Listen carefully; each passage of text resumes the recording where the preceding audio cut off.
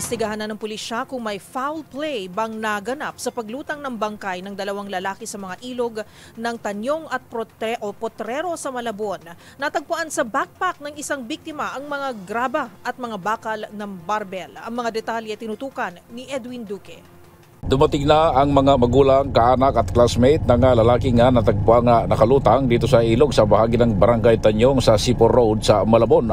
Kinilala ng pamilya ang biktima na si Antonio Sadolo, 21 years old, isa manong Siganyar College Nursing sa Marriott Elementary School sa Quezon City. Ayon kay Brian, isa sa kanyang classmate, bago siya matagpo ang patay ay nag-iwan pa umano ito ng mensahe sa kanilang GC kaugnay sa nararanasang problema. Kwento rin ng classmate na mahilig bumili ng mga kagamitan tulad ng posas at iba pang gamit na kanyang kahiligan.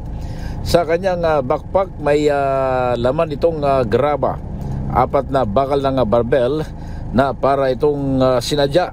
Samantala patuloy naman ang investigasyon ng Caloocan Police kaugnay sa naturang aksidente upang matukoy kung saan ito galing at kung ano talaga ang motibo nitong pagkamatay ng biktima.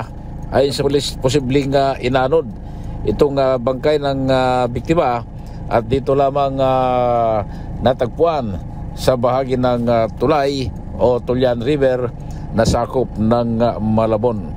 Lumalabas pa na napakatalino raw itong biktima at noong elementary ito ay isa itong excellent at isang matalinong estudyante, pero nagtaka sila bakit humantong sa ganitong kamatayan. Para sa ABS-CBN Network News, ako si RS23 Edwin Duque, nagulat sa DZRH, una sa Pilipinas, una sa Pilipino.